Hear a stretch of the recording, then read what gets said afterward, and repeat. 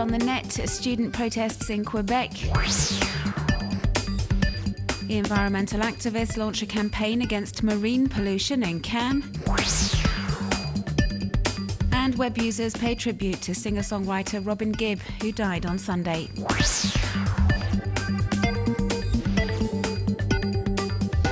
Windows smashed in, burning barricades along the streets, and tense confrontations between police and protesters. Dozens of people were arrested late Sunday night and into the early hours of Monday morning in Montreal, Canada, when, as we can see in these pieces of amateur video footage, a nighttime demonstration descended into riots. Over the past few months, students in Quebec have been protesting against the provincial government's plans to raise tuition fees. The authorities are trying to quell this unprecedented protest movement, dubbed the Maple Spring, and on Friday passed emergency legislation designed to curtail the freedom to protest. But instead of pacifying students, the controversial measures have only served to fuel their anger. Online campaigning against this emergency law is well underway. Student groups have launched an e-petition demanding the law be annulled and say it's gathered over 150,000 signatures in a very short time. Key figures in the movement are trying to coordinate actions, although it is now forbidden and punishable by a fine to launch online appeals for demonstrations. CLAS, for example, a coalition of unions and groups, has removed a calendar of upcoming protests from its website.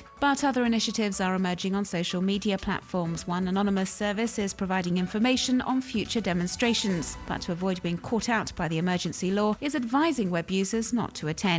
Others have taken to Twitter to spread the word without actually saying the words. This microblogger says that he will not be attending the next big rally scheduled to take place around Montreal's Place des Festivals on Tuesday.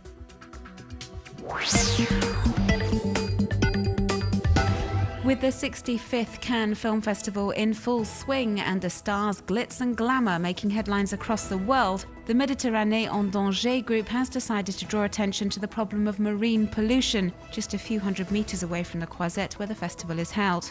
This awareness campaign is being conducted via the web. The environmental organisation has produced a series of short video clips under the theme Les Dessous de Cannes, meaning underneath Cannes, which are available to view on their website and also on YouTube.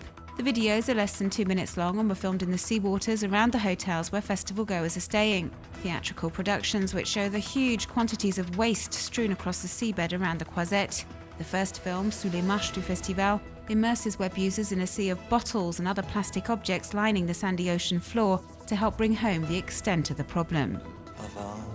Another clip produced for the campaign, Cannes à bout de souffle, focuses on the cigarette butts and empty packets that have invaded the shores of Cannes over the years. The images are quite simply shocking, and the creators of the video have chosen a somewhat ironic backing track, Serge Gainsbourg's Dieu est un fumeur de Havane, meaning God smokes Havana cigars.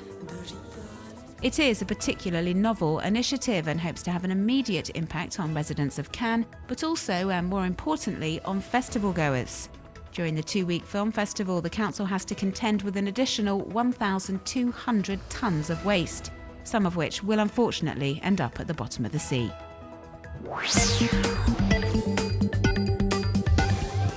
Messages are flooding onto social networks from all over the world, paying tribute to Robin Gibb, who died in London on Sunday night at the age of 62. The death of one of the founding members and singers of legendary group The Bee Gees has sparked a wave of emotion on the web, with web users both well-known and anonymous hailing Robin Gibb as a musical genius, saying his work will go down in history.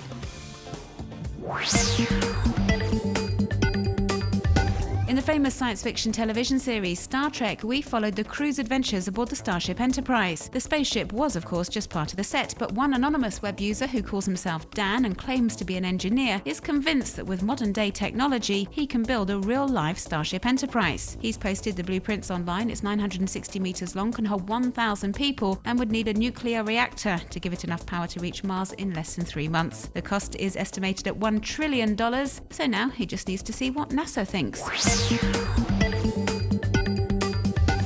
Los Angeles by night and its wonderful lights. This video was created by American photographer Nathaniel Smith using the time-lapse technique and illustrates beautifully how the city of Los Angeles is constantly on the go.